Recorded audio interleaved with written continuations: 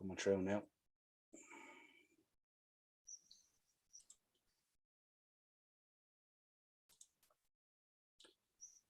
And we are live. Welcome to the Upper Tier, the football podcast that we bring you each and every week on the Dynamo Podcast Network. Head over to YouTube, smash that subscribe and bell notification button. This is your live YouTube coverage of Deadline Day, the final hour and a half. Joining me tonight, of course, from the Monday mashup and from Collector's Corner. Darren, how we doing, Darren? Evening, Noel. How are we getting on, pal? Very happy Ronaldo over the line. Yeah, delighted, man. Absolutely delighted. It's been a good window. Also joining me from the network, Ian the Dynamo Kelly, representing the Blues of London. Chelsea, how we doing, Ian? A monumentous day for the Dynamo Podcast Network and for the Upper Tier, live streaming our first ever football transfer window, Deadline Day, live on YouTube. Couldn't be happier to be here, Mr. Host. I am fantastic. Awesome to have you on. Also joining me tonight, my partner from the Shankly Sessions, not looking too happy with the business Liverpool has done, but also joining me from the Transfer Show. You look like you're going to a fucking communion. You look like you've been thrown out. You only came out of woodwork since you got a few bobs together and fucking won a trophy. Oh, yeah, we'll blame everyone now. Blame everyone. I'll just start by saying you talk absolute shite when you try and tell these little sob stories about FSG and how they saved the club, Noel. I'm not the only one that's saying it the last few days. Nobody wants FSG involved in the club anymore. If this window hasn't shown that FSG are all about fucking profit, I don't know what's going to show it. Well, everyone is entitled to their own opinion. Yeah, but just when they have an opinion, you just seem to come out and without saying that people are wrong, say that people are wrong. I haven't said anyone's wrong. Who did I say was wrong? Anytime I have something to say, you come out and basically say that I'm wrong. No, I don't say that you're wrong. I say it's a counter argument. That's my point of view. I didn't say you were wrong. You're entitled to your own. They can get out of the club. They can fuck off out of the club. Well, that's your opinion. Anyway, let's get into this transfer show. We got an hour and a half to go, lads. It's going to be an absolute barn burner without a shadow of a doubt. Saul Niguez potentially on the way to Chelsea. What a move that is, Ian. That is a fucking. I'm absolutely fuming that he's got Saul Niguez. I'm not even trying to be funny. That's an outstanding signing. You don't even need him. Just what he adds to the middle of the park. That is a fantastic signing, and that's why I'm backing Chelsea to win the league this season. That squad from one to however God knows players are in that squad is fantastic all the way through it. I think to be honest with you, I know there was talk about Koundé and listen, fuck Sevilla if they want to put the price up at last minute.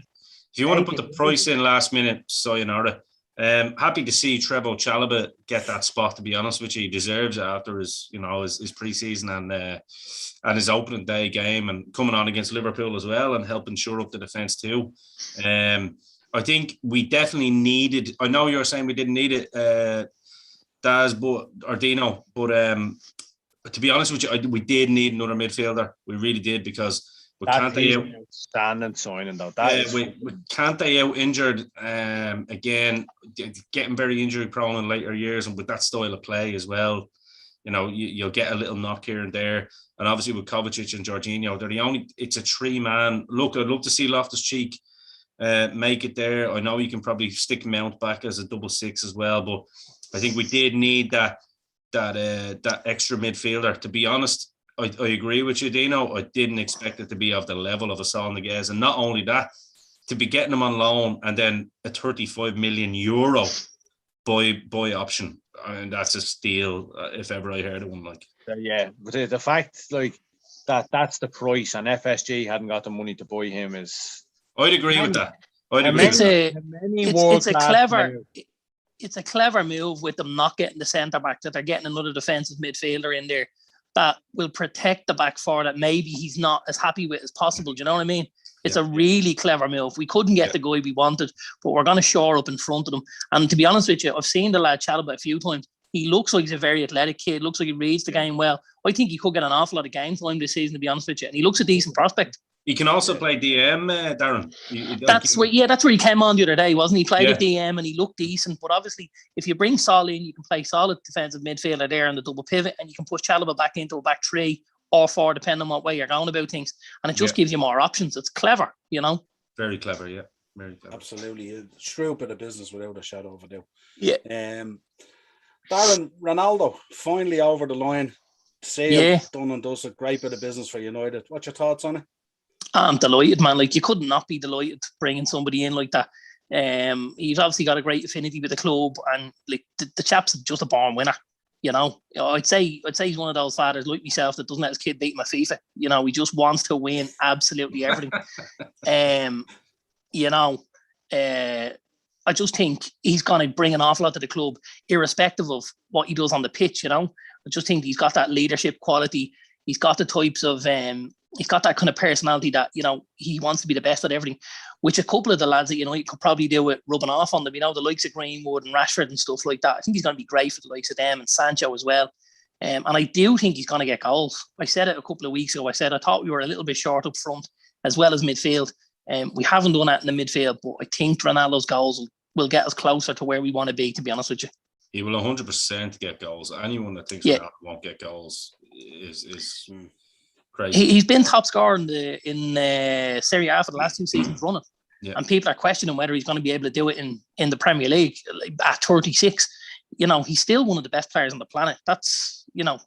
And I just add as well. I'll just add to that as well. Like, you get a lot of people now that don't watch certain leagues. I know the likes of all of us here, Dino as well. Like, we watch a lot of the other leagues. Not saying we watch every single game, but I still watch a lot of Serie A. And Serie A still is the toughest league to score goals in, without a shadow of a doubt, because of how defensive the lower teams, you know, set up.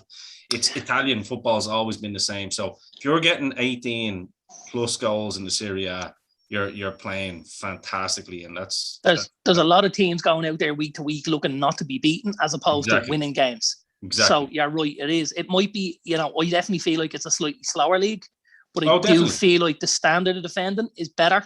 And I think, you know, he's so athletic. You know, he's got the pace. He jumps like a fucking leaping salmon. You know, I expect him to get a couple of headers and stuff. I think he'll go 20 plus in the league, if I'm honest. Yeah, I said 25 plus yesterday to a United fan. Yeah, and he's like, I don't think. I says, mate, he's not going to come back to England, and the standard of his performance is just going to drop. Yeah, no. And what he brings to all those young players, you know, that are on the precipice, you know, everyone's going to be in awe of him, but it's not going to be a stand around and just with your jaw on the floor. It's going to be in awe, and I'm going to prove myself to him. That's what he's going to bring to that team. Like the title this year, Pep Guardiola shitting his pants, in my opinion. I know City have been class the last couple of games, but he's definitely scared now, especially with Chelsea. And Ronaldo coming back to United just adds that extra 15-20% to the squad, I think. Yeah. Dino, with Ronaldo coming in, do you think Man City are now third? Do you think it's Chelsea, United, City? I'm not so sure as third. Like, I think it's going to be very, very close. I do think that Chelsea are going to win the league, in my opinion. I just think before United got Varane and Ronaldo in, that they would probably, when we done our top four predictions, I said that Liverpool would probably just about scrape into fourth. That Man United, I said Man City or Chelsea be the toss of a coin, and then United would be third.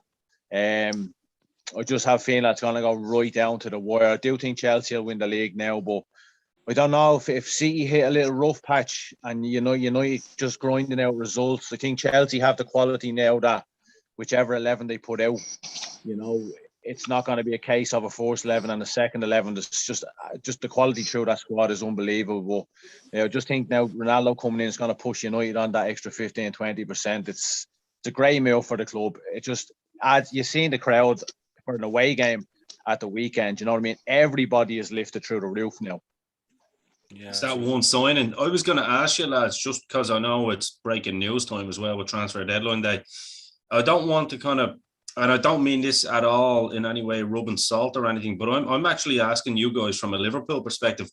One thing that I had kind of was talking to a couple of Liverpool friends of mine there during the week was the option of Griezmann was available and not for a crazy fee. I always thought Antoine Griezmann would have been a decent shout for Liverpool on a sort of a loan deal or, you know, some sort of deal, because I think he's a player that would easily fit Klopp's system. What do you think of that one? Like, do you think that's an opportunity missed? Or? think there's about 20 opportunities missed in this window. I don't even want to get into it. But what I will say with Anton Griezmann, I did throw his name out regarding him out to Liverpool, and Noel will explain it now about why I don't think it would work out. Noel will explain it now if you want it. I remember we had that conversation, Noel, on the Shankly sessions, and when Noel spoke about it, it made so much sense. Yeah, I just thought with Griezmann, I thought going into the Premier League, I thought he might be a little bit light for it, if you like, in terms of his play and stuff like that. And I also think he kind of operates in this position that's a kind of a no man's land kind of position, so there's no real structure to it. And a lot of clubs in the Premier League don't like a lot of that kind of freedom too much, because they generally already have a player there that operates that way. So bringing him in, plus obviously, Dean, we'd have to talk the wage structure as well. I mean, his wage is never going to fit into Liverpool. Let's be honest. That's why I'm saying, like, nobody other than Man City, and it was kind of just like a 3 or 4 day thing where his name was thrown into the as a for a move to Man City. But I think everybody in the Premier League, what Noel said there, had the same views, like manager wise. I just don't think he'd have any impact. I think he'd be a poor man's team of Werner, and that's being generous. At least potential. He's even lacking the quality of what Werner has for me. Yes, that's what I mean. He's a poor man's team of Werner. Yeah, like, I mean, at least with Werner, you know, when he puts his foot down, no one's catching him. All right, he might not be able to finish as well as maybe he'd want it at the minute. That certainly looks like a confidence thing as well. And he's only 24. You still got upside on it with the length. Yeah, and he can still bring guys into play. I don't think you're going to see the likes of Antoine Griezmann leaving any defenders for dead, you know. And I don't think in the Premier League he has the level of skill, let's say, that would be necessary to get by defenders without that type of pace. Do you know what I mean? I think if you had one or the other, you'd get away with it. But I don't think he's got, you know, either, if I'm honest. I don't think he'd work in the Premier League either. You know, so I think, you know, you're probably right staying away from him. It's an interesting move as well, because with Messi leaving, he would have been the focal man there now, really. And we know from Barcelona over the years, everyone operates in the shadow of Messi. So now with him gone, it was an opportunity for, say, the likes of Griezmann to step up and become that guy at Barcelona, if you like, that focal point. But I mean, obviously, they still have issues with their wages and their budgets and all, Dano. So that's probably why he got moved there as well. He was a huge money earner.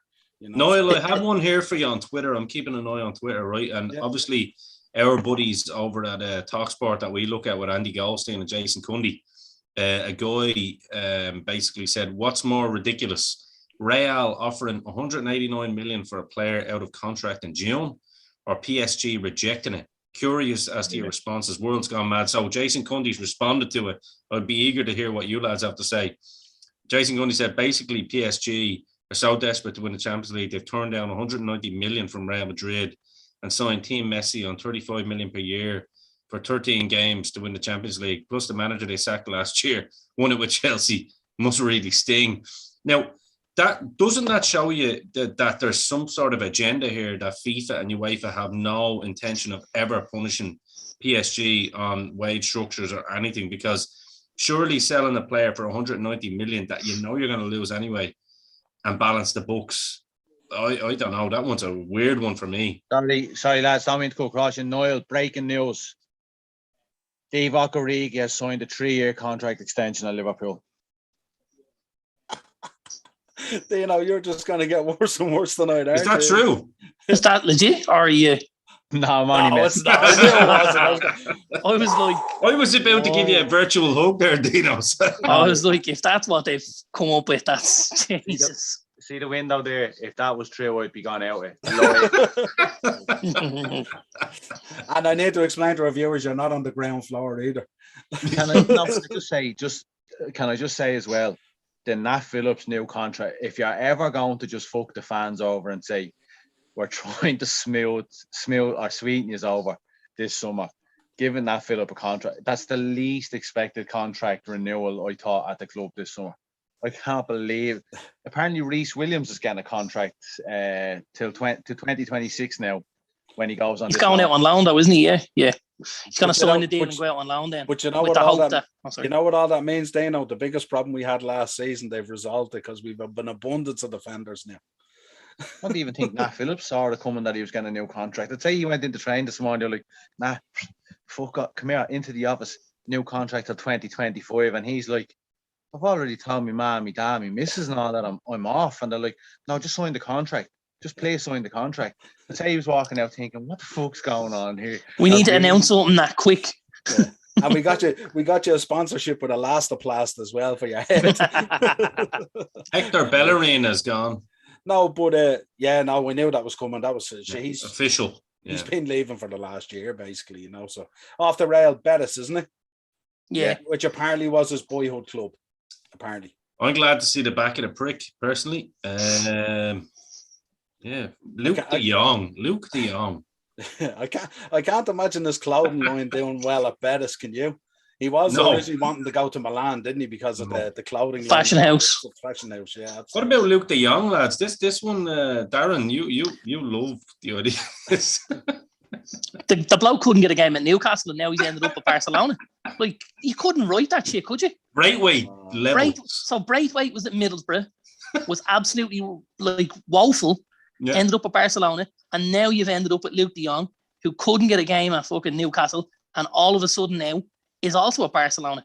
That has to be the world shittest strike force. Ravanelli is coming out of retirement just to make it all mesh. Memphis is there as well, isn't he? Niall, our boy Memphis Craig is there, yeah. Our boy Craig wants to get involved there. Send him on the link, will you? Another disgruntled FSG hater. Hang on, I get him on. I sent Limerick Lee a message there and it says, lad, we need to get you on. We have subtitles ready and all for you to share your views on how much you hate FSG. And hold on. Craig should have the link already, unless he's muted all the. The lad from Limerick is coming on soon, I think. This should be fun. Lads, you might want to just tell him to slow it right down. Like, right down. You can't understand a word this fella says. Here's Craig now. Get Craig on. So Here we go. In the great words of Fabrizio Romano, here we go. The floor is yours, Craig. Why haven't we seen T-shirts with that yet? Liverpool. I'm surprised we haven't seen them. Liverpool have announced the contract extension of key kitchen staff member Carol.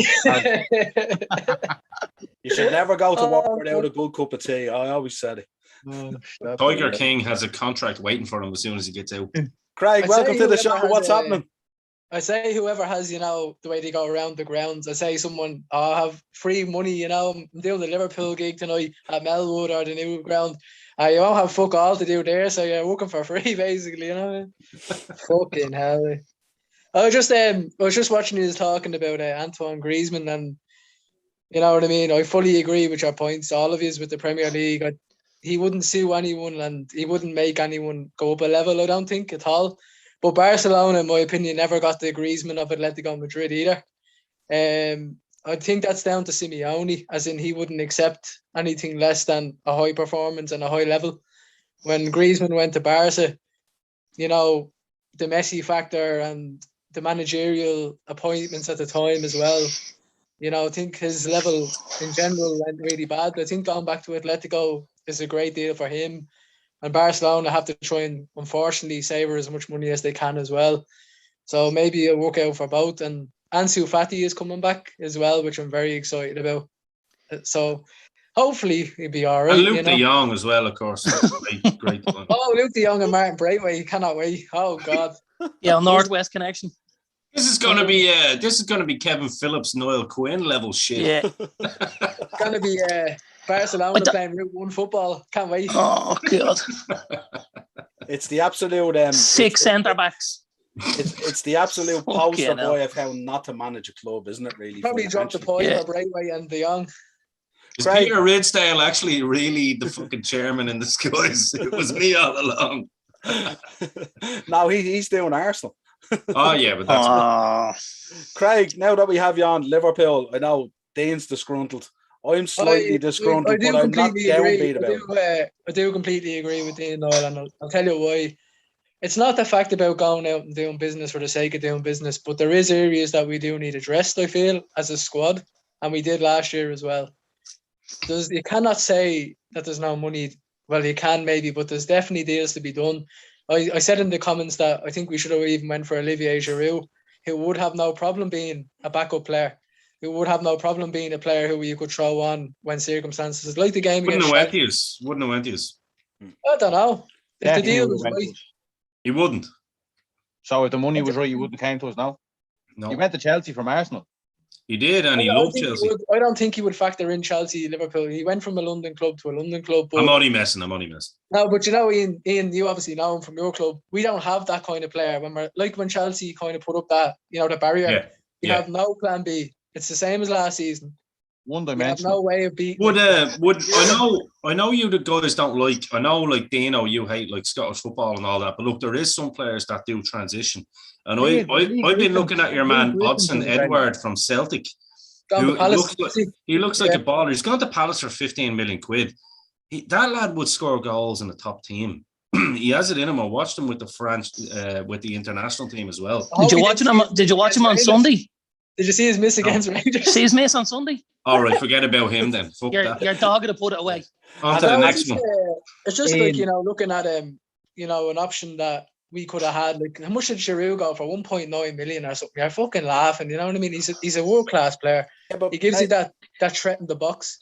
We don't have that. If we could bring him on, and then people would actually be genuinely concerned that we have someone to swing the ball into a genuine threat in the box. Yeah, but it could be a case, Craig, where he actually wanted a new challenge in a new league. Yeah, country, you know what I mean. I am actually a bit gutted, and I'll say fair play to Ian, because Saul, what a signing. No but I'll say what did you guys need him in midfield though? Like that's because you're pretty like Ian, we haven't recycled the squad. We do need him in midfield, I think. You know what I mean? We've needed 2 or 3. We needed to get rid of Origi. We needed to get rid of Shaqiri. Shaqiri go like I was looking at the list of we brought in Konate, who seems to be the 4th choice centre back now, and we got rid of 1, 2, 3, 4, 5, 6, 7, 8, 9, 11, 12, 13, 14, 15, 16, 17, 20 players. You know what I mean? That we don't have a fucking massive squad. No. We've already lost Bobby Firmino for 4 months. I'm so pissed off because it wasn't so long ago we were sitting here saying, right, Patson Daka is going to come in, or Doc Hill was going to come in. Saul Niguez, me and Noel thought was nailed on to come in. Renato Sanchez was supposed to come in. There was a time we were sitting here, we were talking about Federico Chiesa, as far-fetched as sound. We were convinced that this was the summer that big names were going to come in to recycle. You're right, that does sound far-fetched. You know what I mean? Yeah, but you're only saying that because you just got more. I'm not, but he was never ever leaving Juve. Yeah, but I'm just saying we were sitting here excited because we thought we're optimistic. Optimistic is what is where fairness. Yeah. Very optimistic. And rightly so. And now we're an hour and 5 minutes away from the transfer window closing. And in my honest opinion, I think we've just fell away altogether. I know Niall's going to say, but we still have the same boys. All it's going to take is 2 or 3 injuries. We've already lost Bobby Firmino for 4 months, 3 to 4 months. And me personally, I think Klopp is going before his contract is up, in my opinion. I was talking about my dad earlier on, and he says that Edwards leaving. I know Edwards didn't go out and buy these players single-handedly, but he thinks that Edwards walking away is just the start of it all falling apart, because they said in March that the money was going to be made available this summer, whether we got Champions League football or not. We got Champions League football. This is the 3rd summer window in a row. We won a Champions League. We missed out. I know we went on and won the league. We won the league. We definitely missed out. And now we had the massive opportunity. We let Man City, Chelsea and Man United catch up on us. When I know you will disagree, but if you sit back and think about it, we were the best team on the planet for them for 18 months, and we had the opportunity to build something and dominate football for 10 years, and we've let other teams catch up on us. And in my opinion, all of those young big names are gone elsewhere, and there's no one else for Liverpool to buy. Yeah, but in reality, Dean, and I agree with a lot of what you're saying there, but in reality, if you look at the players that have gone to the likes of, say, United or Chelsea or City, I mean, they wouldn't be players necessarily that we'd be signing. We were looking at Saul Niguez, definitely, but we weren't going to sign a Lukaku. We weren't going to sign a Sancho. We weren't going to sign a Varane. We wouldn't certainly be signing a Ronaldo. You know what I mean? So we have to take a little bit of reality as well. It's very disappointing this window for us because we were linked with so many players. And I think a lot of that excitement was driven externally to the club, not necessarily internally. Yeah, where did the Mbappe thing come from? Because all Liverpool fans were convinced Mbappe. Well, a lot of it came from the switch to Nike and stuff like that, and also the links with LeBron James with the club and with never look at that. Never. Yeah, no, but that's where a lot of it feeds in from. You know what I mean? It's like that fool LeBron James posted a There- picture of himself with a Pulisic jersey on the other day. You know what I mean? But I just want to make one point as well, and I know Dean's hot on this as well because I know Bobby's one of his favourite players, so it's obviously disappointing as well when he goes out injured for that length of time. But if you take our front three, and let's suppose at the moment it's going to be Jota, Mane, and Salah, and the concern is always if Salah gets injured or something like that. But if you look at Chelsea, if Lukaku gets injured, or Havertz gets injured, or Pulisic gets injured, or Ziyech, or whatever it is, like it's not like their bench is absolutely drenched with talent to back that up as well. Because most of those guys play week on. No, but most of those players play week on week. That's a bad example. And then if you look at, just let me finish my point first, lads. Then if you look at City as well, City up front, who have they got? They've got Sterling, they've got Ferran Torres, they've got Jesus, and what's the other lad's name again? Can't remember, but they don't Sterling. But if you go and you look at City's bench as well, if their players up front get injured as well, it's not like they've got a load of players to peel off the bench to be at that sort of standard. So everyone has to kind of balance this kind of transfer window and stuff like that. And as Dean said, he made a right point. We have let these teams catch up on us, and we shouldn't have let these teams catch up on us. But the reality is, we've let them catch up on us. It's not like they've necessarily gone by us yet. I think we're going to be very competitive this year. Obviously, if we get injured, that will change things. But I think we will be really competitive this year. And forget about injuries, Niall. Forget about injuries. Everyone just talks about injuries all the time. Let's talk about competing in 4 or 5 competitions, whatever it may be, right? Think about it this way. If you look at Chelsea now, you've got 2 players for every single position. Minimum. Every single position. Minimum. So you're talking about if Havertz gets injured or Mount gets injured. That's grand because you've got Pulisic and Ziyech still on the bench. You've got. I'm just using us as an example, right? Lukaku, fair enough. You've still got Werner there. The jury's still out on that. We don't know what way that's going to work out, but you never know. I think the thing with Liverpool is that they've had that kind of situation now where they had basically like Jurgen Klopp. Kind of that 18 months that Dean was talking about, and he's 100% correct. Without a shadow, without the best team on the planet, Darren and myself both agree as 100%. opposition fans. Yeah, absolutely. But he used 13 players, and that was it. Do you know what I mean? He doesn't like to go to his bench too much. We played. No, sorry, Darren. We played Chelsea, right? And Chelsea are as class as they are, right? We were at home with a full Anfield, and by the way, the atmosphere for that game. I'm getting sick of this now where it's like a fucking morgue.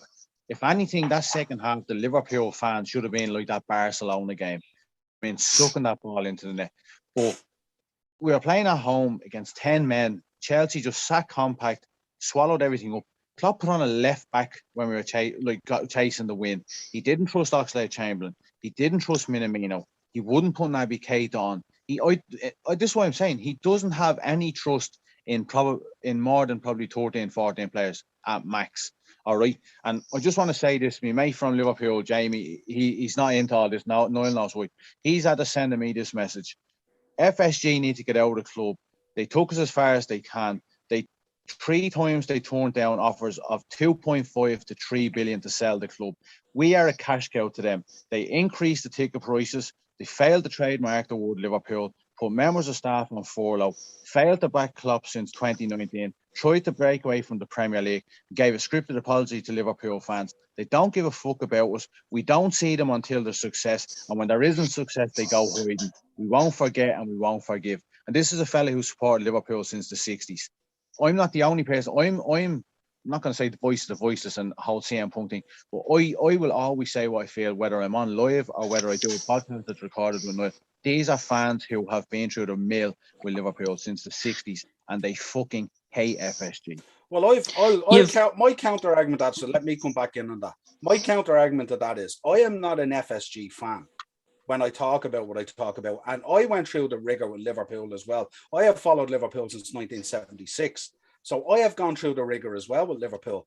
But the flip side of that argument is all those things were absolutely horrendous from them. And they were badly advised and they were bad decisions. Okay. But on the flip side of that, they did assist in bringing a league after 30 years that we couldn't do. They did bring another Champions League and a Champions League final. And we pushed one of the best teams on the planet to within a point of winning the league. Man City that season were absolutely unbelievable. And we won a Super Cup and we won a World Club Cup. So where's the balance in the argument here? I was 30 years waiting to win a league as a Liverpool fan. FSG, we stood on the steps of a court. We were about to lose our club, potentially to the Championship or Division 1. We were going to go bankrupt and in administration, and FSG stepped in and saved the club. Now they've turned it into an absolute monster of a revenue machine. And I can't understand why people think they would walk away, even if they use it as a cash cow. It's an unbelievable brand. It's a global brand, an unbelievable business. Why would they walk away? Why would they walk away? Well, why won't they invest in the club? They got an investment of $765 million from Redboard in March. Where's the money going into the club? But see, internally, you have to understand as well, internally, we were linked with all these players and the fan base got really excited.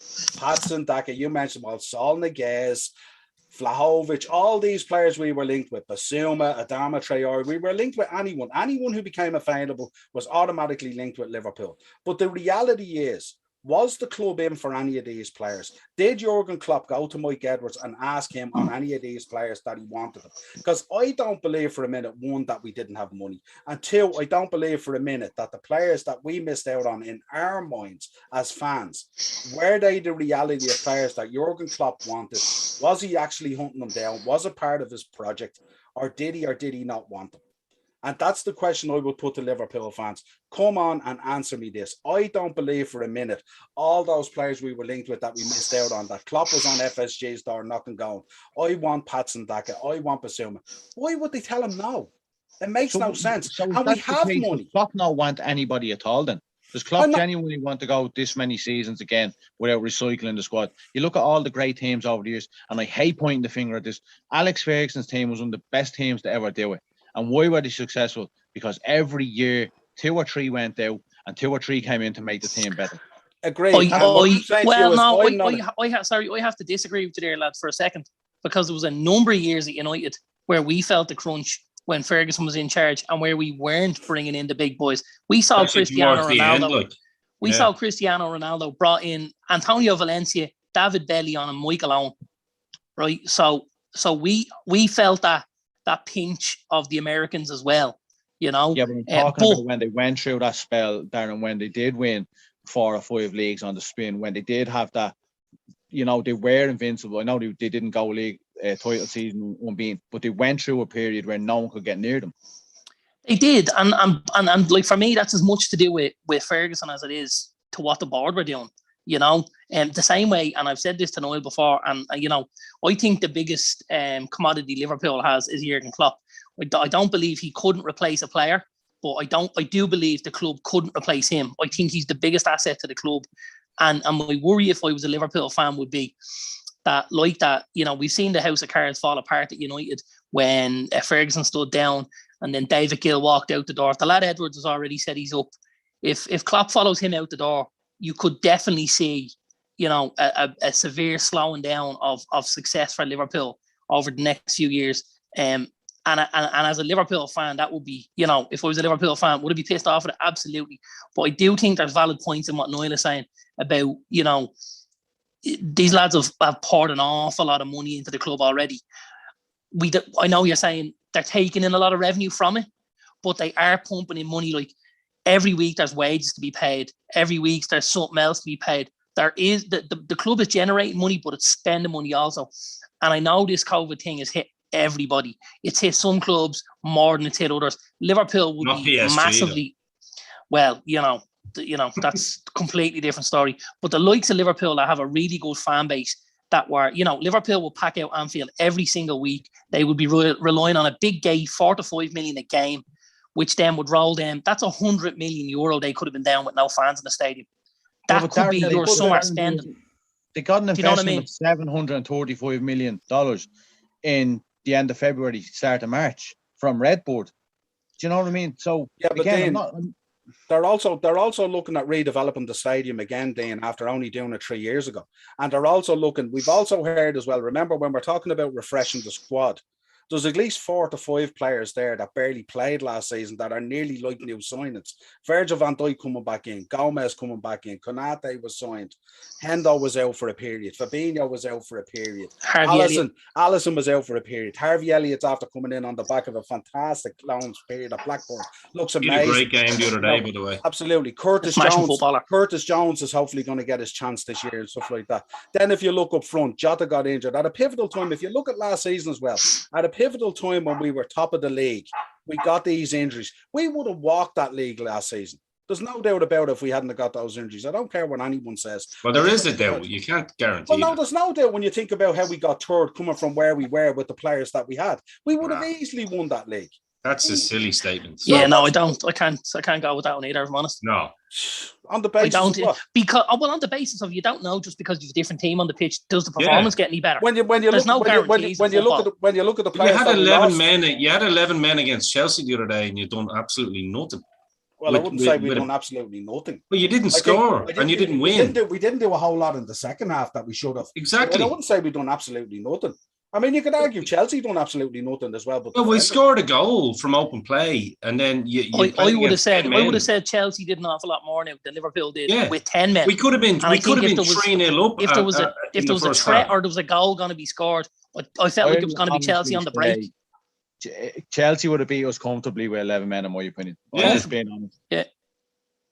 I think so too. I'm not sure whether I agree with that or not. I think we had long passages of playing that game where we were in control as well.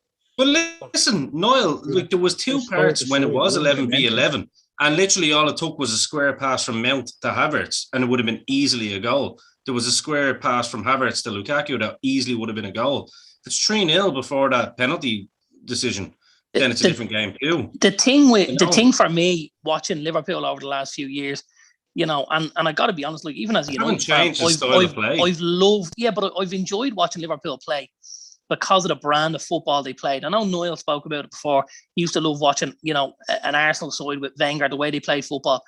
Even as a United fan, watching Liverpool over the last few years was unbelievable to watch. They were very, very good. They were very, very aggressive. At the minute, they do look a little bit toothless.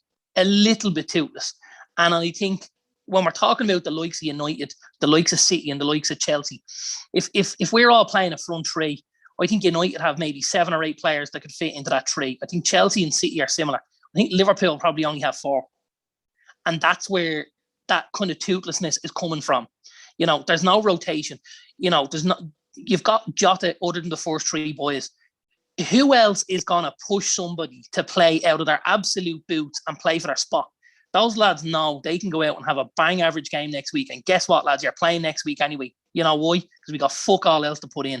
We've been saying it for months there, and there's no competition for places there. And that's what's making them toothless, 100%. Yeah, especially 100%. With the African nations and all. But Darren, how should have got forward in lads. Niall, I just wanted to ask you, and I'm not having a go. I just wanted to ask you, Niall, from your assessment in terms of Klopp, because I love Klopp as a manager. What about what's his kind of plan B? You know what I mean? We're not laughing at you. It's Mark's. It's what? We're not laughing at it's Mark's son. The FSG for life. You only got it now, did you? Oh, it's brilliant. Trying to cheer Dano up, We're all behind you. Be careful what you wish for, Mark. I've just seen it now myself. In terms of looking at this window, in terms of Liverpool, obviously their key goal was they wanted to get Konate in. They went out, they did their business early. But I think their key goal this season, and they kind of came out and said it indirectly themselves anyway, they wanted to tie down and extend all the key contracts in the team. And they went out and they successfully done that. Henderson again signed up today, and we're waiting to hear from Mo Salah. And I think he will sign up as well. I'd be confident enough he will sign up as well. So the extending of those contracts right through the spine of the team was absolutely critical to us. absolutely fundamental to the progress of the club. And I'm sure that took an awful lot of money to do this summer. It wasn't. So do you think that's Klopp then? That's just like, look, this is the players I want to work with and no one else. Fuck it. No, not at all. I don't think that's the case at all. But I think it's very hard to find a balance in terms of doing both at a level that, like, I mean, you got to remember, as Dean said, Chelsea, City, United, they were all kind of playing catch up. I know last season with everything that went on, but they were trying to play catch up. But like we had made our investment. And I know Dean will say, like, you have to freshen the squad. And you do have to freshen the squad. You definitely do. But one thing as Liverpool fans, we always make the point is, when is Curtis Jones going to get his chance? When is Harvey Elliott going to get his chance? So if you start bringing these players in, when do those boys get the chance? Or do you just push them back out and loan again? Now, we've brought Harvey Elliott in for the first 3 games. Klopp has the confidence in him. He's like a new signing as well. He's come in. He looks absolutely brilliant. He's been our best player. Yeah. So there you go. So, Dean, if we went out and we signed a player for that position, he'd be back at Blackburn. But it's not regarding him. Though. Look what Darren said. Harvey Elliott's coming in and he knows there's a massive opportunity there. He put players to shame against Chelsea. And I'm looking at other players, Mane, like I know Mo's had a good start of the season. But what Darren said, there's players in that team, Noel, and I don't know, you probably won't agree with me, but there's players in that team who know, as Darren said, they could have the worst games of their life and they'll still be one of the first names on the team sheet the following week. Why? Because Klopp doesn't trust Oxlade-Chamberlain. Klopp doesn't trust Minamino. Thiago is not having the effect we want him to have whatsoever. There's players there who know, regardless of how bad they play, they're going to get a game the following week. There's no competition for places whatsoever. There's no plan B, don't you know? No plan B. It's one dimension. No plan B. When it came down to it against Chelsea, it was side to side and backwards. Then a whip across in, the cross was cleared. It was side to side and backwards, whip across in, the cross was cleared. There's nothing there. We've no plan B. Couldn't break the lines. Usually it's breaking the lines, hoping someone runs in behind, and that didn't happen yet. There's not one team in the Premier League that fears playing Liverpool. And that's just the way it is now. Everyone knows how we play. There's no one that fears us. I don't think I'd fully agree with that. That no one fears. No, I don't think that. I think there's definitely, Liverpool are a massive club, and there's always going to be fear because on the day Liverpool can tear anyone apart. They can just hit one of those days, hit their straps, and all of a sudden they're 3 or 4 goals down.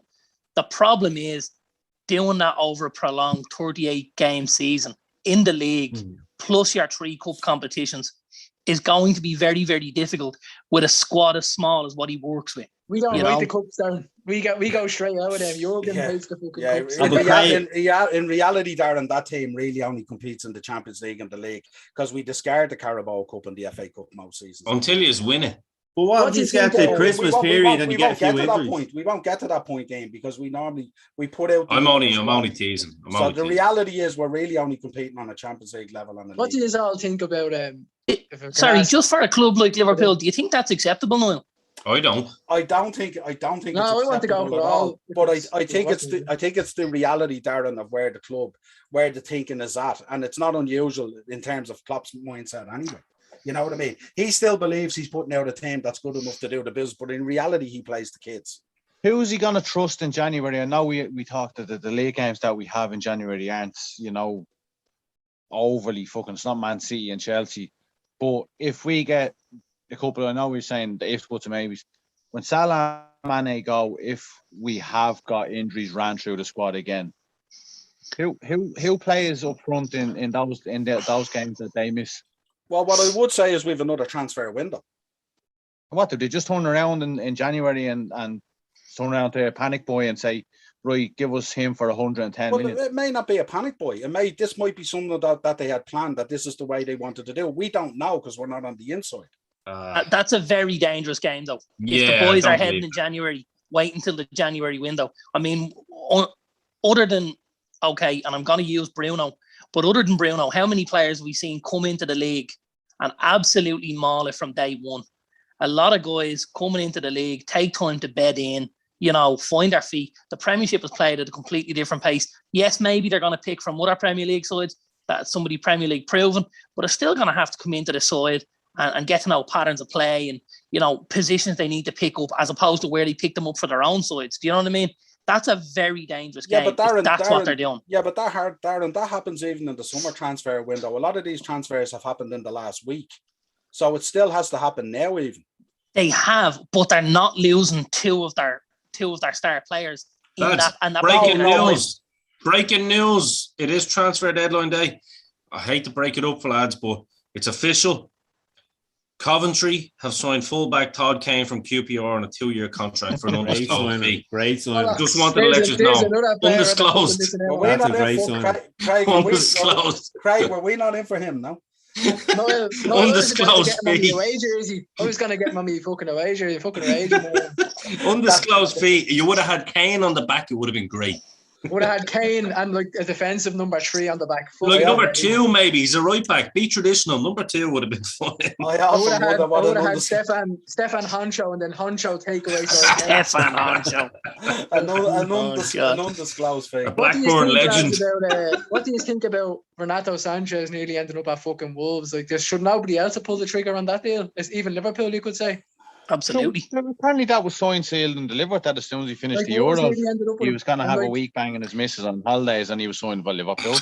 You If talking you're about gonna you say- here, Dino? If you're gonna say sign, seen, delivered, Dino, you have to sing FSG it. for life. I love it. And seen delivered. Yeah? Good Lord. Oh, brilliant, lads.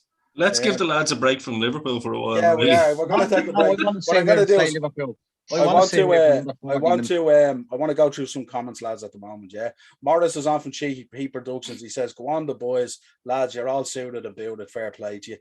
I feel underdressed if I hadn't known, lads. Get that Chelsea jersey off here. You're I know, that's a Chelsea Excuse me. bleeding Torres Excuse jersey me. on the back. See that? Ted just came on. He says, "FSG just agreed. 3 new cleaners. I heard." Darren Kelly is Bollocks. on. He says, "Plus Mane and Salah gone in January at African Cup of Nations." Fair point, Darren. Only Ted 2 back games. on. You don't stay top dog without making signings when you are winning. Thanks, Fair play, Thank Ted. The most sensible thing Ted said in a fucking long time. Ted said, That said- fronts his, said that Wolves fronts are his finishing Wolves fifth. prediction, doesn't it? Oh, Jesus fuck. Christ, Ted. Oh yeah, the Wolves. The Hobbit are looking for you, pal. Fucking hell.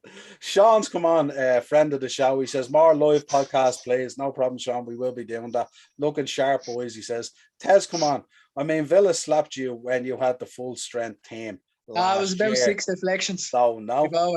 They all count, Craig. They all fucking count. There's no Ah, pictures in the Craig. scorecard, Craig. Now, come on now. I could No, argue. Craig. I could argue back to Ted there that Wolves pretty much slapped you up the other day, but you stole the result. Yeah, it should have been 4. They Sean- didn't score though, did they? That's Sean's kind of on- a big thing. Sean's William, on- we'll read now comments. Will you shut up? Sean's on again saying, "Go on, the Dynamo, good man, Dynamo."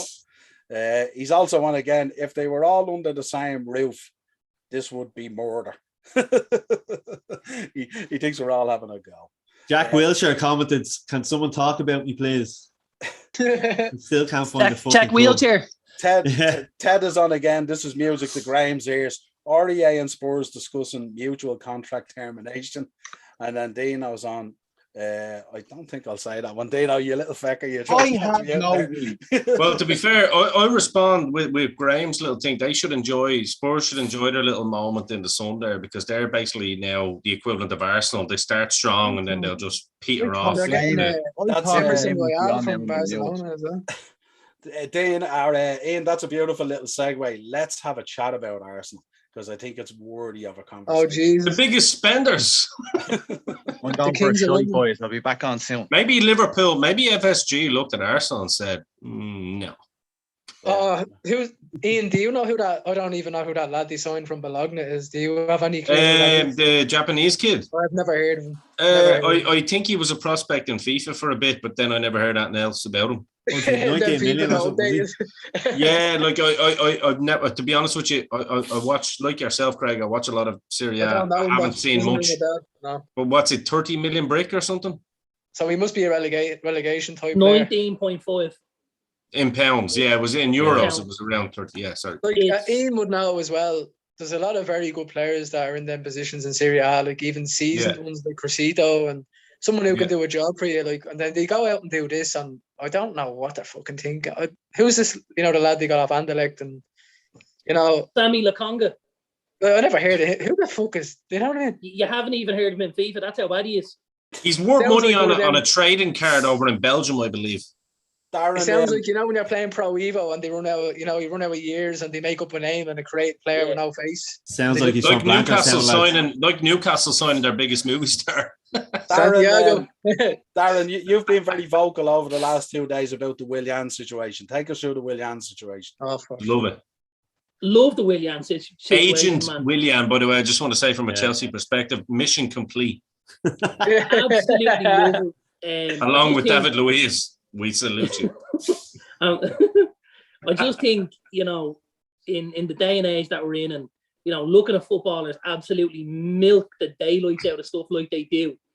It's nice to see a guy like Willian do what he did. There was no golden handshake. He ripped up the contract and he headed off onto the dusty sunset to Corinthians, to his boyhood club. I just think it's a lovely move. I think it's something Arsenal fans are really appreciating. I've seen a lot all day on social media with Arsenal fans saying, like, look what this lad's just done for our club. Now, listen, I think Arsenal fans are a little more worried about what else needs to be done for their club at the minute, because it's really, really poor. I see the boy they've just signed now from Bologna, Tommy Yashi, I think is his name, was linked with Spurs. Great pro wrestler. Spurs couldn't get the deal over the line, and all of a sudden he rocks up at Arsenal. Yeah. If that's not lazy scouting, nothing is. And it's mad, like Willian, that 20 million, that's after paying for this nobody from Bologna. Paid for this bloke. Well, you can invest that in something better. To be fair, Mark, he was a hot prospect this year in the Super J Cup. I just think it was the wrong scouting network that Arsenal got involved. Yeah.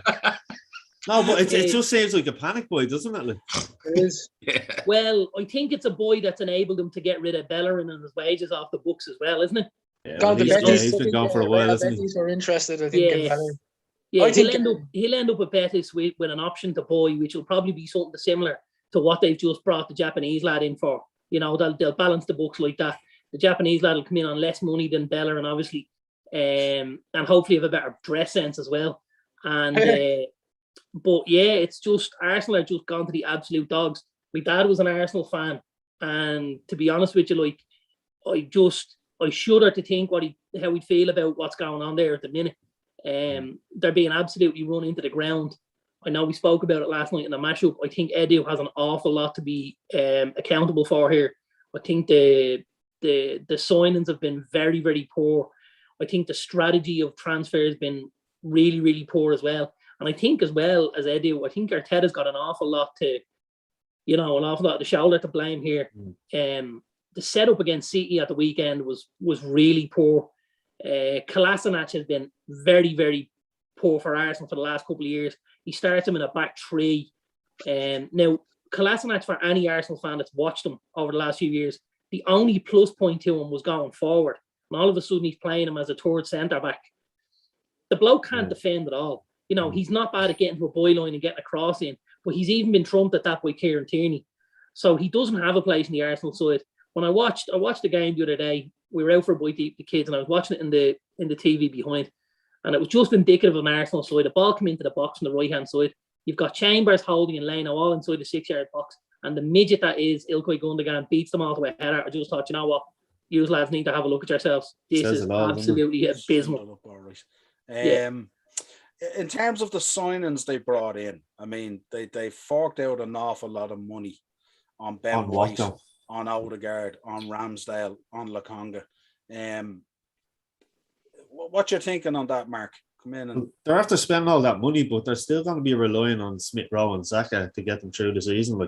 And in fairness, these two lads are only after breaking into the team, and all the pressure's put on their shoulders already. You've seen it with United, when we have young lads coming in, you've always had the likes of Cantona or Bruce or Pallet, these senior players around them. That's fine, yeah. Exactly, ease them into the team. But Arsenal don't have that at all. You're looking around going, right, we'll look up to Xhaka. He gets sent off for a big 2-foot lunge. When you need your captain the most, he gets sent off in the biggest game of the season so far. It just says it all for me, really, to be honest with you. Yeah, it's kind of like a flip, isn't it? It's nearly like the youth is the senior players. They've kind of traded places, if you like, and stuff like that. Yeah, you definitely worry about Arsenal this season without a shadow of a doubt. you know, I still think they'll probably finish in around mid-table anyway, which is Me and Ian wearing the same jersey now. Hey. My man, my man. Well, Noel, one of the lads just texted me. He signed 3 cleaners, so that means at least you have 1 sweeper for next season. that's all right. I'll go with that. Fair. That's fair. Yeah, so let's move on, have a quick chat. Aston Villa, Darren, brought in Buendia, brought in Ings, have done a lot of really good business there, but still have had a kind of a struggle to the start of the season a little bit. They've had a little rocky start, but I fully expect Villa to be, 5th or 6th by the end of the season. Has the click, doesn't it? Yeah, I think it does, and I think they're good signings. I think the boy Buendia is a very, very good footballer. I think the lad Bailey as well. Obviously, he's injured at the minute, or he's picked up COVID. He's obviously going to bring them a bit of width and get balls in the box. They've still got El Ghazi. They've still got Traore on the other side. They've added to Watkins with Ings. The centre midfield is good. Douglas Luiz and McGinn. They've added an extra centre back in Tuanzebe. Like, I don't see an awful lot of weaknesses in the Villa side. And now they maybe haven't kicked on just yet, but I do expect them to go on and really hold themselves in a good spot this year, to be honest with you. And I know people were looking at the result the weekend against Brentford and they might have been disappointed with a point, but I think Brentford are going to do well this season. And I think at the end of the season, they'll look back and say, right, that was a decent point to get from that game. I think the big thing with Brentford is going to be the surprise of, I think a lot of people will believe they'll change maybe the way they played in comparison to last season in the Championship, but I don't think they will. I think they're going to go out every week and try and actually steamroll teams and not respect those kind of big teams. You know what I mean? Look at what they do with corner kicks. Like they bring the whole fucking team up. It's like, look, we live and die by this. You know what I mean? Thomas Frankie's. I think on Villa's. Yeah, and I think just on Villa there, like I've been wanting. I know we were heavily linked with Leon Bailey back in the day. Like a couple of teams have been wanting to pull the trigger on him for a long time, but we had a really serious interest for about 2 years in a row. And I know his dad was kind of doing his business for him, and it made it a little bit difficult. Probably regrets it now, but I was waiting on a big team or a team to pull the trigger on Leon Bailey, and I think he could be a player if it works out. I think you could be looking at some of the bigger clubs looking at him in maybe 2 or 3 years' time. The Villa move was a great move for him, to be honest. I'd watch this space with Leon Bailey, to be honest with you. It's a platform for him, isn't it? To the likes of City, Liverpool, United. If he goes well, if there's assists and goals there, with the teams that didn't pull the trigger on him, we'll add the extra 10 or 15 million. Absolutely. Absolutely. And do it then. Yeah. Darren, just take a few comments again, lads. Darren Kelly's back on. He says, will Odegaard be better than Willock? Look at both of their seasons last year. Sell one for 25 and buy one for 35. I thought Willock was unbelievable. I can't believe they've let him go. He was outstanding for Newcastle last year. Crazy. Strange. Very, very strange. Absolutely spot on there, Darren, without a doubt. Ted is back on again. Mark, what's your opinion on the Brentford disallowed goal? I know it's a transfer and it's deadline day, but I still haven't watched it. That's the honest truth. I still haven't watched it, to be honest. With those goals, it is a grey area because the law isn't as black and white as some of the other laws in it. So it is in the opinion of the referee who was in charge at the time. Like I said, a lot of referees will give the benefit of doubt to the goalkeeper. We've seen it so many times in the past. But I think nowadays, when the ball leaves the keeper's hands, it should be fair game. Yeah. Good call. Anthony Taylor's the worst ref in the Premier League. How are we doing, Greg? Welcome to the That's show. an awful shine. What's going on there? I took it from the fake tan that you have on, all that makeup. You look like Dean Ambrose has entered the chat. He's on Sancho Bray. He's wearing Sancho Bray tan. Dean Ambrose is here. Myself and Darren and Ian met in wardrobe earlier, so it was all good. Ian, let's talk about Chelsea. We haven't focused on Chelsea fully yet. Let's talk about some great signings after coming in, really after strengthening. And this is kind of now two windows now where Chelsea have done some fantastic business in the market. Walk us through it. Well, look, I think the biggest one we've already talked about was obviously Lukaku was someone we needed. We needed a centre forward without a shadow of a doubt, and we needed a presence up front for that team. Chelsea historically, as Darren said in the last time we were talking, was You know, they've always had a Drogba or someone of that kind of ilk, or even an Elka. Like an Elka gets lost in the shuffle when we talk about great centre forwards. You know what I mean? Same as We've always Crespo. had someone there with Costa. Then even Crespo. I mean, Crespo's goal ratio was phenomenal too. Haven't had that for a long time, and I think Lukaku coming back at the right time at 28. You know, he just looks like he's up for it, doesn't he? It was the perfect signing that we needed. To be honest with you, if we'd have only signed Lukaku, I wouldn't have been like some Chelsea fans in meltdown on Twitter. You know, look, as people like to say, we do have a lot of plastic fans and they don't have a fucking clue. But he was 100% what we needed. I did think we needed a midfielder more so than a centre back, even getting rid of Zuma, purely because I think Trevoh Chalobah is 100% ready to step up. I think Christensen got man of the match the other day against Liverpool as well, and rightly so. He was absolutely phenomenal. It shows the Thiago Silva effect with him in there, like helping out the young centre backs, the young defenders in general, probably the whole team, to be fair, with someone like him. But I think the fact that we've just signed Saul today, I mean, that's a major bonus, because I did think we needed a midfielder, just purely because if we're going to play with that 2-man pivot, or at times play with 3, you need a little bit more, because I don't think Loftus-Cheek's best position is in the double 6, or, you know, he's more of an attacking player. He's more of a player that you would expect to play in that kind of number 10 role. You know, kind of driving, pushing the team forward. So I think Saul is a fantastic signing. I think Mount is another player that can easily drop back in there at times if needed. He can play definitely as a central midfielder. So I think, look, I think as a window, I think we signed exactly what we needed. Striker being number 1, and we've got a hell of a deal for Saul, especially getting him on loan and then with the potential to buy him at 35 million euros. That's all it is, yeah. Yeah. That's a bleeding steal, isn't it? That's a steal in my book. Yeah, Koundé would have been really the cream on the cake, wouldn't he? Really? He would have been, but I think the fact that, you know, Sevilla reneged on the deal then, because I think they thought they were being smart by seeing Zuma getting sold and thinking, we have them over a barrel here now, but we know the Iron Lady, fucking Marina, probably will go book yourselves. It's grand. We have a young fella here and we'll come back in January, because, you know, they're going to need to sell him at some point. They know the likes of Sevilla down the road will have to sell their best Exactly. So they'll be patient with it. And exactly. I don't believe in the league that there's a better negotiator. I just think she's you know, as important as Klopp is to Liverpool. I'd say Daniel Levy's right up there.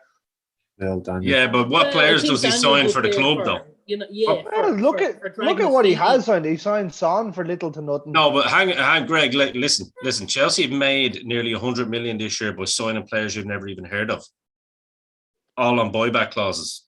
Do you know what I mean? Like Timo Andrin is at the going to Moscow, and for 20 million, 18 point something. Yes, yeah. Do you know what I mean? Like it's ridiculous what she does. Their business model and the way they do things, and the amount of players they buy. Now, obviously, it lends to, you know, somebody having an awful lot of money to invest, because there is a lot of money in the asset.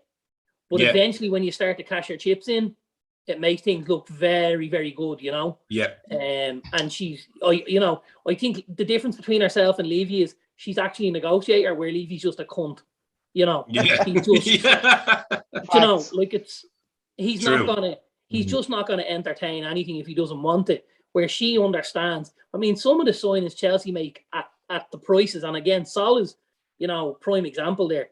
For them to get an option on him at 35 million euros, like anyone else that was linked with him, it was 50 odd, you know, and they just seem to get, you know, the prices just seem to be a little bit lower for Chelsea, even though they're backed by someone like Abramovich, and that can only be down to Marina, you know. But you know, I just add today.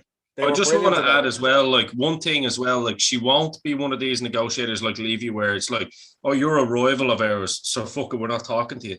Nope. Case in point, Kurt Zouma to West Ham, £30 million. There we go, boom, done. You know what I mean? No bothers. Like one of our players wants to go to Arsenal, let him go. She done that with Petr Cech for free. Do you remember? Yeah. He still had 2 years in his contract, but out of respect, look, go, earn your money. Grant Levy, as you said, is just an out-and-out cunt.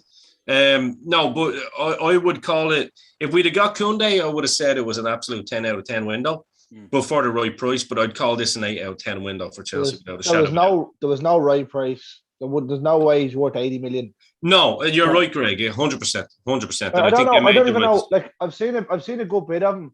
Is he worth 50 million? His quality. I think so for the potential.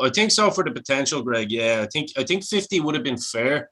I think if she'd have pulled the trigger, but I suppose, the market now would say, yeah, he's only 24. He'll be worth. He's 22. He's 22. 22, is he? I thought he was 24. Yeah. He'll be worth every bit of that money in that Chelsea side anyway. But 80 million, when you know you can probably get him in January when the pressure's on a bit for the 50. Yeah, I could. But then again, you look at it; it's another year of his contract next year as well. Exactly. So lads, just cut away from Chelsea. Arsenal's next manager is on Sky Sports News as we speak. Big Sam. Not Mark Overmars, no. No. Big Sam's wearing a final suit jacket there. Just to confirm, lads, as well, the Bellerin loan is confirmed at this stage. So yeah, it just popped up there. Yeah. Also, just to let you know, lads, as well, we're fastly approaching 20 minutes to go on the transfer window. Could we spend a bit of time there, Niall, then, because of one of the biggest ones that didn't happen? And a lot of people are going into meltdown that aren't even fans here. I'm just looking on Twitter. People saying how are PSG getting away with this? They've turned down basically 200 million to let a player go now for free next year. He's already said he's going to sign a pre-contract in January. And what do you guarantee? This player is going to be pissed off at you now that you didn't let him go either. I don't think so. I think he'll be professional about it. He said he wanted to leave. To an extent, but he really wanted to leave. He was pushing for the move, I think I think he really wanted to leave because he thinks Messi's going to come in and he's going to be forced to play somewhere he doesn't want to play. Fair point. I think he'll be fine. I'd say he'll stay there. He'll bang in goals still this season. Yeah. It's a strange one though, isn't it? Just more so that they didn't accept the 200 million. Well, he was man of the match at the weekend, wasn't he? Though. Yeah, he got scored two. Could have had the match and bagged a couple as well. Darren, you and me, a fucking right wing and left wing, would be man of the match in that league. Well, yeah, you're probably not wrong now, in fairness to you. But I don't think the Messi thing is going to affect him. I mean, Messi's going to play from the right-hand side. Yeah, he's going to play centre forward. He's going to play centre forward, and Neymar's going to come in from the left. What's not to love about that if you're Mbappe? I understand he's a boyhood Madrid fan and he wants to play for them and stuff like that. That's fine. Listen, that's fine. 100%. Yeah, I'm with you, Greg. I think, he'll go in January or he'll at least sign a pre-contract in January. Come the 1st of January, he will sign a pre-contract with Real. Oh, it's come out now, by the way, that it was PSG failed to respond to Real Madrid's 220 million euro offer. Yeah. So my point is more from the PSG side, not the Mbappe side. 200 million in your kitty, that shows that they don't care about money and that they know that they're not going to be punished regardless of what they spend. I also think it's a bit to the fans to be like, well, we're not going to bow to pressure. They're going to lose them for free now, but money's not an object to them. We know that. I think here's the thing, what they're going to do. They're going to absolutely roll the dice and play everything for the Champions League this season to try and get hold of the trophy. Yeah, with the three boys. They've done that. And they're going to do that. They're going to go balls to the wall on that. Plus, I think they're gonna go absolutely nuts and offer him something mental to sign a contract. They're gonna offer him 700 or 800 grand a week. 100%, yeah, absolutely. They're gonna try and get him to agree to something with some astronomical buyout clause, or say, listen, we'll do a deal with Madrid for you for $250 million. And that's how it's gonna go. It's 250 on the table, where does Madrid get this money? So when do Premier League sides other than Man City stop getting punished then for this kind of nonsense? Do you know what I mean? I mean, don't forget Chelsea had a transfer ban for all this kind of crack. Well, I think what's happened is you're seeing it in this window because they basically took financial fair play and binned it for this window, didn't they? Really? Was there not an issue? Was that an issue with Chelsea though around young the tapping up of underage players? Yeah, that's what got. So it wasn't necessarily. Well, that's what they what they said. Yeah, but they were talking about agents as well. But the year before that, don't forget they were talking about financial fair play, and it was aimed more at the likes of United, Chelsea, and Liverpool, because you remember for about a period of 2 or 3 years ago that they were saying the books weren't being balanced because a lot of the clubs were technically in the minus. So it's either way, it's meant to be financial fair play. There's a lot of creative accounting that goes on. Yes. You know, a lot of this, it's low wages, but we'll give you a one-off signing bonus of fucking, what did Messi get? 35 million. And I mean, that's happening like that's happening as much in your local football that people don't know about, you know. There's sides over here that are paying lads. I know a lad that gets met once a month in a car park with a brown envelope to play for a side. I know, And it's an amateur side. Yeah. I just find it funny. I just find it funny with this Super League that was planned on happen, and everyone just siding with UEFA on this. Oh my God, this is terrible for football. It's like all it really was terrible for the pockets of UEFA and FIFA. Especially when for a long time we've cribbed about UEFA FIFA to back them so much on a particular a particular thing like that. I found it crazy, like, because we were literally siding with the enemy, and really all it was just stopping them from losing money. Like, it was unbelievable. Let's take a few more comments. That Darren's back on it again. Darren Kelly, super to have you on, Darren, tonight. Lots of comments, appreciate it. Surprised nobody's gone in for Barkley. No squad number at Chelsea. Could be the next. I'm not surprised. I am not surprised. I will tell you that here now. My uncle is a lifelong Aston Villa fan, massive Aston Villa fan. Watched them all season last year. First 3 or 4 games looked great. Story of Barkley's career, basically. Has no will or ambition or drive to get better than what he needs to be. Yeah, he's happy to sit there and take his paycheck, like Greg pointed out. Could he have gone in and do a job at Arsenal? Absolutely. Anyone could do a job. Absolutely. Those 3 cleaning ladies at Liverpool just took on to do a job of fucking Arsenal. You know what? Yeah, he could have. Look, I think his level is Championship now. We should join Drinkwater with Redden or something. Oh, Jesus. Sean is back on with a comment as well. This was probably directed more at our 4 pod men. He goes, "Is Joey Barton all elite?" Fuck off, Sean, now. If he is, we won't be watching anymore. Yeah. Ian, did you say Drinkwater went to Reading, did he? Yeah. Jesus. On loan. What happened to Like him since he left Leicester? Oh, man, that was mad. He had no Kante beside him. See? Yeah. We did when he went to Chelsea and he still couldn't get into the team. I know.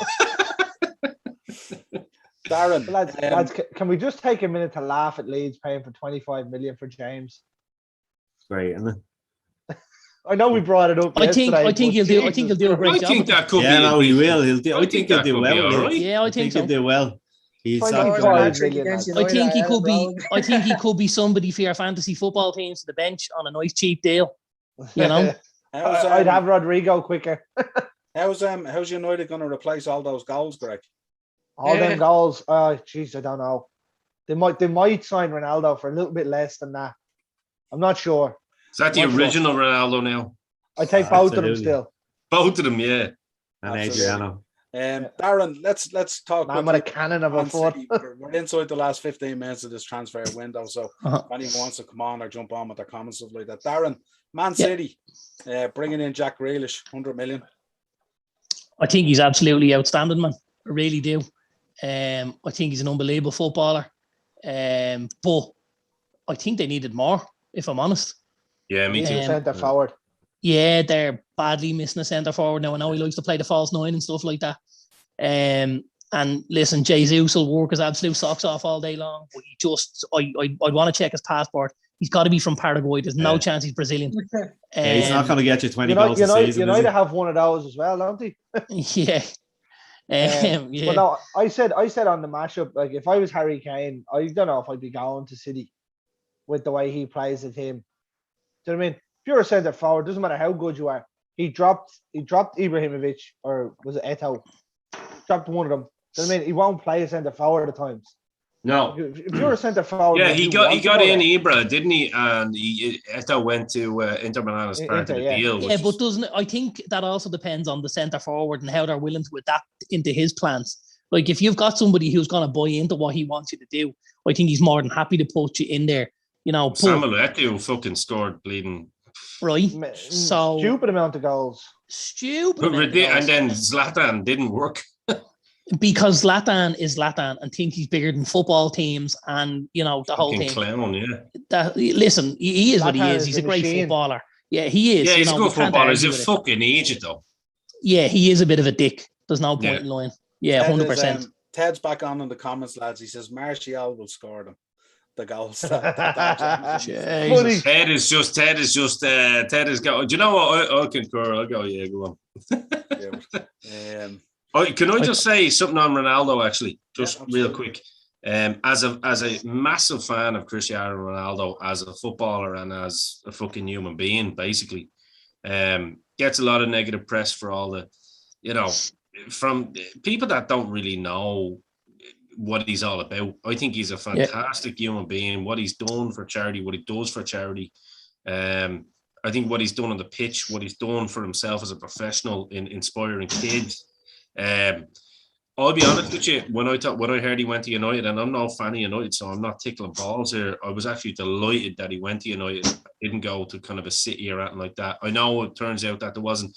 I think it's great, to be honest with you. I know, because I know a lot of United fans were happy when they saw Drogba even go back to Chelsea as well. There's certain players that are that team. Do you know what I mean? They are the figurehead of that team. I was the same when Henry went back to Arsenal that time. Yeah, same with Henry with Arsenal. Exactly. Arsenal just signed your man Tommy Yasso, however you say it. They just confirmed the Japanese fella. He's the IWGP Junior Heavyweight Champion at the moment, and he plays centre back. Yeah, the Japanese fella who's going to be delivering curries in 4 weeks and they get fucking relegated. He's wrestling. Okada in 2 weeks. He'll come in there and he'll be an absolute baller. Wait to see. He's going to be deadly, isn't he? Chelsea be trying to sign him next year. This is the fella that Spurs tried to get, wasn't it? Yeah. Poor old Graham wasn't happy with that one. Aurier's contract has been terminated, by the way. Did you know that? I have breaking news here, lads. I have breaking news here. Liverpool are expected to announce the signing of highly rated South Korean teenager Fu King No One. that's for our FSG boys.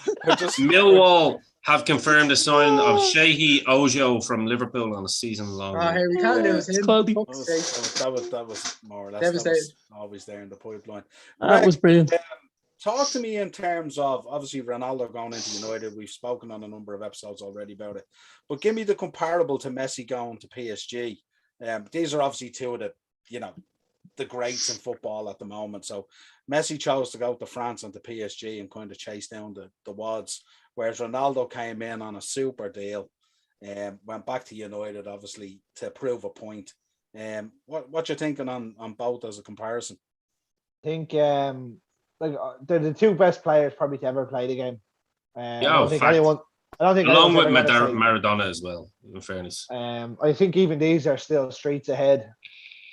No. But Messi going to PSG was a strange one. I know he could have had his choice.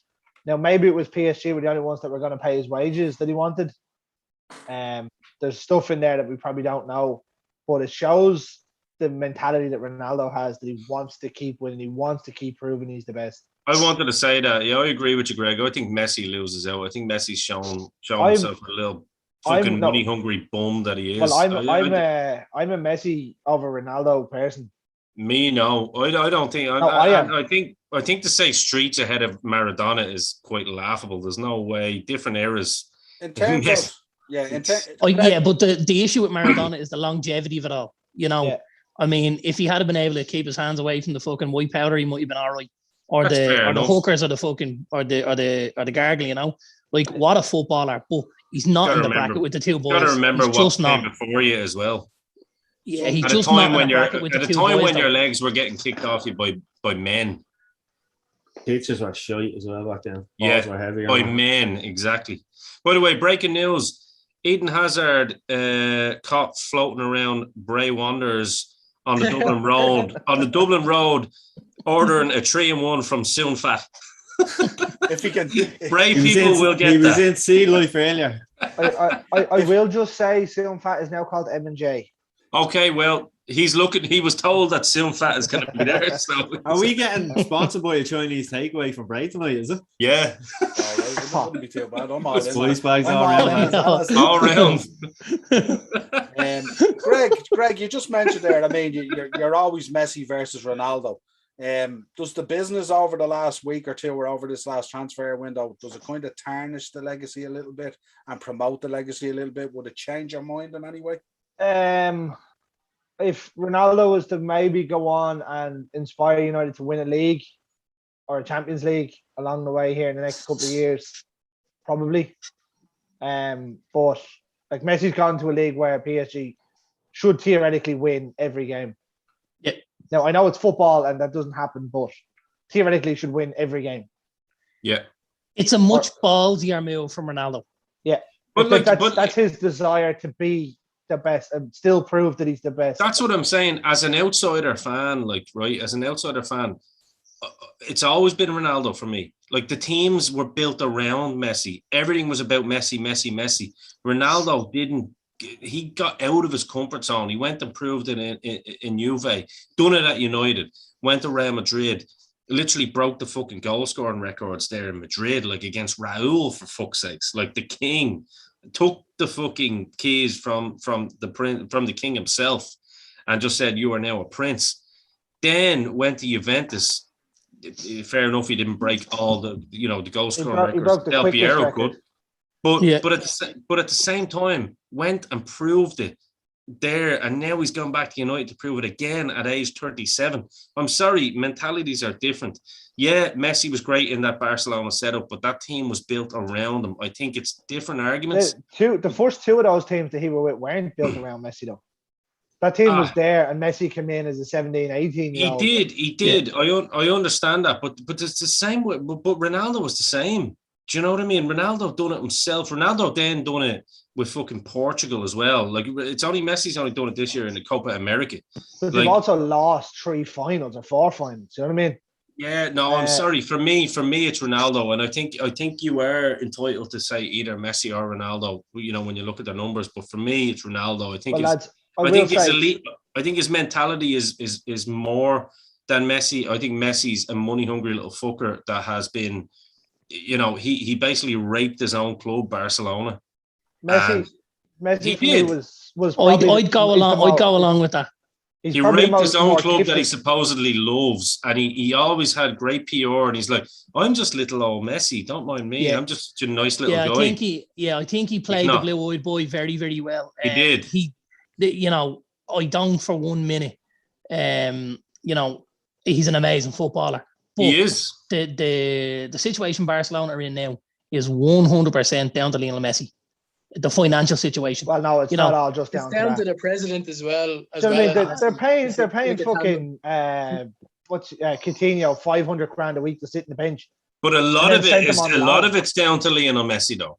Yeah, he's got to shoulder a massive amount of the ridiculous amount of wages. How much do you need sometimes if you love the club that you're at? Why didn't he play for free for a year? I played for fucking United for free. Why didn't he? Yeah, but Messi didn't. Of course you would, because you love the club. Messi play CDM, Craig. Can you play CDM? I can play any way you want me to play if you're going to give me 12 grand a week. I am actually Greg's agent, and I'm telling you here now, we're not talking terms on fucking live YouTube. Greg, you say nothing now, Greg, right? Greg, shave that beard off and I'll take you on the under-19s of Greystone United. We're looking for players. Eno Raiola. I want to bring Mark, lads. I've got a contract for you as well, brother. Lads, yes. I just want to bring Craig in here. I want to have a quick chat about Leicester. Obviously, they brought in Patson Daka. Craig, a player that you know pretty well that we were hoping would go to Liverpool. It's going to take just not sign him, actually. Patson Daka to see, what he's about. I think Brendan will nurture him and won't throw him straight into the deep end straight away. Obviously, you have Vardy still doing enough. That man's a machine. You have Iheanacho as well. So I think Daka you could say, is third in the pecking order. Rightfully so. I think when his time will come, Leicester fans will be very happy. Maybe they're going to be like, oh, Vardy's going to move on, or Iheanacho that goes. Iheanacho. Well, no, Vardy, I think is, how much can Vardy do He's over 30. He's the course of the 34 season. now. There's not many Well, yeah. teams. There's not many teams that are going to come in for a Vardy now. Daka, when Daka comes in, I think he will take his chance, and I think he will let the Premier League know what he's about. I really, really thought we were going to get him in Liverpool. I think his finishing is outstanding. His awareness and his movement is outstanding. And Brendan is the right coach for him. If not Liverpool, I think Brendan is ideal for him and his growth and his improvement. And I think, I know the lads touched on it earlier, like, no offense to Leicester, but I do think he could go even higher than Leicester after a couple of seasons. I think when he gets in as the main man or as a co-main man, he will do really well, and I do think he could go even higher. He could see Liverpool back in for him again. I don't know, down the line. I'm very excited to see him. Yeah, I rate him. I thought he had a great Euros as well. He looked like the one bright spark as well, didn't he? Against Italy in the Euros. When He's from the Africa. Oh, it's not. It's not that. It's not the man. Who am I? I'm thinking of that. You're thinking of you're thinking of Doku, was it? My apologies. Sorry, Doku. Did anyone sign him? No. No, he's still there in Germany. Still there. I think Raymond. Fuck's sakes! Why didn't anyone go for him? Maybe playing the waiting game with him as well. But like, you know, Real Madrid are at the getting that young lad Camavinga, who massively disgusted about that. Yeah, I thought he was going to United. The young lad who was going to cost everyone 50 million, all of a sudden again Madrid have paid 28 for him. No, his buyout clause was 25 million euro. No questions asked, and they have 200 million now and nowhere for fucking Mbappe, and still have Hazard and Bale on the books as well. How fucking stupid! And now, don't be like that. Don't be like that. And take him next year. Do you know what I mean? Don't be like that. Real Madrid are an institution. Did we just go to the King of Spain and just say, "Here, here's a land"? Just want to go back into the comments there for a minute. Lee Williams is on. Lee, good to have you back on again. He goes, Ronaldo all day long over Messi. Darren is back on again. Darren Kelly. Who do you think had the best window and the worst window? I think United Premier League had the best. Yeah, I think Chelsea had the best window. United the best. Liverpool the worst. I think you can make an argument for Chelsea and United that have the best. Well, you could I think Chelsea and United. Yeah, I would say Chelsea and United. I would say Chelsea because the squad was already kind of just needed those couple of pieces. Whereas I think United, what they did was they covered a lot of angles. They brought in Varane, for example, who was going to be instrumental in bringing a lot more out of Harry Maguire. I think Jadon Sancho coming in obviously is going to be a huge deal. Him learning under the learning tree with Ronaldo is going to be phenomenal. I'd say United fans, you lads might agree or disagree with me here. You probably would have liked maybe a central midfielder just to top it off. But I mean, I thought that would have happened tonight. I would say both teams. I'd say personally for me, and I'm out after this. Personally, I think both teams probably had a good 8 or 9 out of 10 window. And I think for whatever way you look at it, I think both teams covered whatever they needed to cover. Like we missed out on the main one, which was the midfielder. I think we would have got the midfielder if Ronaldo hadn't become available. To be honest. Just have to put up with Fred a little bit longer. So hopefully not. I don't think there was enough of an urgency on a midfielder. You know, lads. In terms of the worst window, I'm gonna throw Southampton out there. Can I say Arsenal? Arsenal, the money they spent because 150 million, man. And only one of them gets in. A relegated goalkeeper when you sold Martinez for 10 million less. Absolute nonsense. And it is closed. No, it's closed, boys. I think Southampton had a poor window as well. They've lost Danny Ings. They've lost the lad Ryan Bertrand and the lad Vestergaard out of the back four. I think Southampton are going to struggle this season, although we didn't beat them. But the two Chelsea lads who Ian would know might help them a lot. I think one of them had the match performance. Armando Broja scored 2 goals the other week. And it's only 19. The boy Livramento looks very good. Livramento, we sold him obviously with the buyback option. Just to clarify as well, obviously not a lot of people realise this year they've closed the amount of loans that you can make. 50 now, isn't it? Yes, yeah. So you see what Chelsea have done again. Another Marina fucking just brainwave. She was just like sold with the buyback clauses. Sold with the buyback clause. And your man Livramento so far has looked like one of the best right backs in the Premier League. Good Lord, he has. But I mean, he has already had one of the best right backs in the Premier League. And you sold him to Brighton as well, Tariq Lamptey. Yeah, but he's also on a buyback. That's right. He is. Yeah. So it's one of those things where you kind of go, yeah, great. But no, I think I would say Arsenal, Noel, to answer your question purely because Ted is back on the comments saying you can probably confirm this for me. He goes, does that mean the Saul deal didn't go through? I thought it was confirmed, the Lowe deal. It was all no, it's 100% true. Yeah, it's all signed. It's Salah's just, done. That's okay. Yeah. Well, no, I think they put in. I think they put in the paperwork for the extra hour or something to finish. once it. they put these paperworks in, it's just it happens at every transfer window. Yeah. They can apply for an extension once the first lot of paper has gone an through hour, the fax yeah. machine. There we go. Yeah. Well, an hour ago, Fabrizio Romano, Saul will officially join Chelsea in the next few minutes on loan for 5 million, with also buy option for 40 million euro, valid until June 2022. Atletico Madrid have total agreement with Chelsea, as revealed earlier. It's here we go. So once you hear "here we go," that's it. yeah, Atletico got Rodrigo de Paul, who's going to be absolutely outstanding. He already had a really good game the week before from Udinese. I think he's going to be an immense player.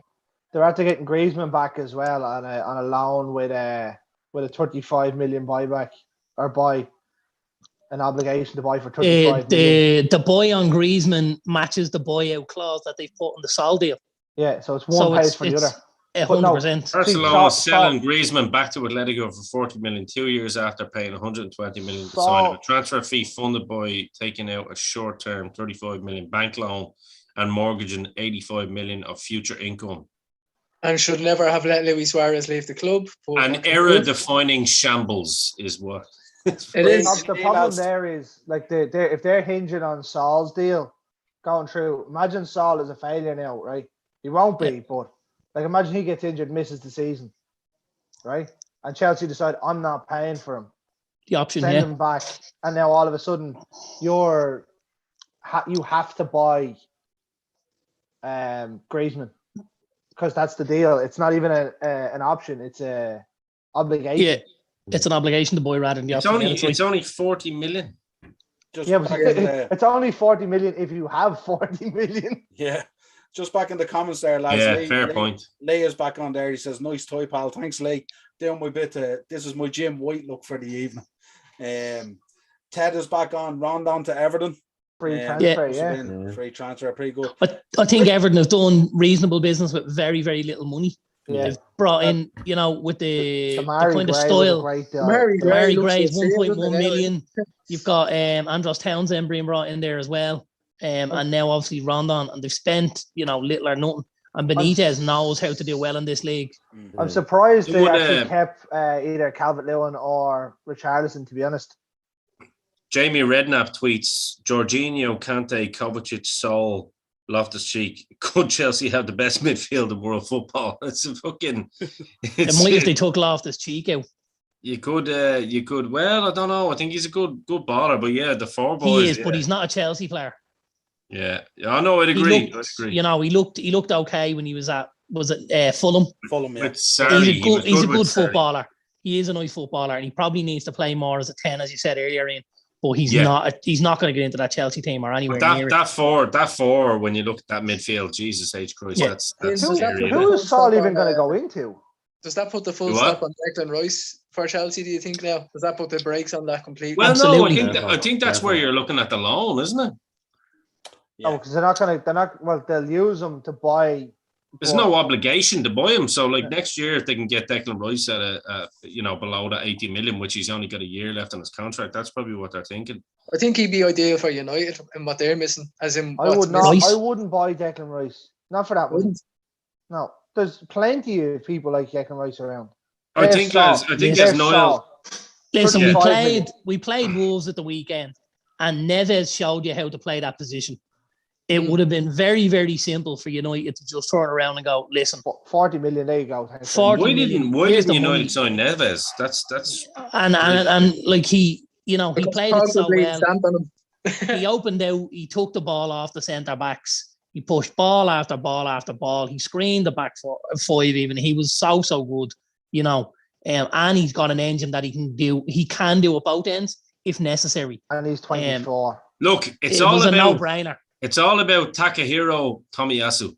Hey, son. No, well, I'll tell you what, lads. Do you know who had the best window? Barcelona. They're after signing Luke de Jong So it's going to Yeah. be Braithwaite and Luke De Jong playing up top. Braithwaite's The modern day Braithwaite's Kevin okay. Phillips and Niall Quinn, as I said. Former Newcastle and this is Middlesbrough Sunderland. Barca. Barca will be all right, lads. Don't worry. Be grand. Jesus Christ! Like, You won't be. At this Maybe stage grand. now, with Barcelona's shambles that they're in, you wouldn't mind drawing them in the Champions League. No. I don't know. We have Ansu Fati coming back. We have Pedri. You have We're the just point. loop talking That's all shite. well. That's all He's just well and making good. up names now. He is Talking shite You now. have to watch football, man. These You have to- these lads are good, but they're good at the youth team there. They're That's not all- going to do that's it. all Ah, well the and boy, good. the When boy you've got- when you've Fatty got is Luke- absolutely Luke De outrageous. Jong. Fatty's good, yeah, but you know And what? I'd Pedri. much rather have someone like, I don't know, let's say fucking Havertz. Moving along, Noel, come on. Then Fati, I don't know. Well, lads, I was just going to say it's been an absolute pleasure covering the last couple of hours of the transfer deadline day.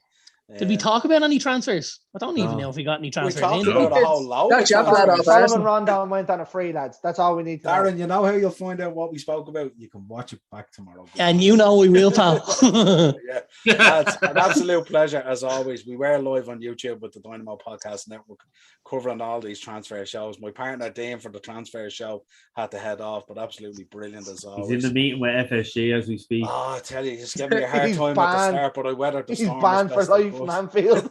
Yeah. If there's any attacks at Anfield tonight, it's nothing to do with the Dynamo Podcast Network. I'm just going to say. Well, there was We'd no like to- attacks we'd there like to- against Shields on Saturday anyway. We'd I like to know. distance ourselves from the rumours, Ian. Yeah. So, lads, a pleasure as always. Thanks to everyone who were in the comments there. Darren, Lee, Ted, anyone who jumped on, Sean, anyone who jumped on, we appreciate the support and the comments as always. We'll be doing a lot more of these live shows. So head over to YouTube, smash that subscribe and bell notification button to be alerted of these live shows when they pop up. We do promote them, but in case you miss it, as always, audio versions of the show are always available through Podbean, Spotify, Apple iTunes. Wherever you pick up audio versions of the show, you will find us there. This has been our last transfer show, obviously, of this window, but we will be back in January, which is normally more of a slog because less activity happens. Till next time, man. Absolutely Well, brilliant. and before we do go, can we all just commend Mr. Hogan, the yellow tie himself, on a great job? Not a problem, Yeah. lads. Pleasure. Absolutely. Darren, you don't get one. Darren got a Wearing a dicky 147 bow. earlier. It's the Ken Doherty of the north side of Dublin. I cannoned off the pink and I'm on the black now, lads. And you'll miss it as well.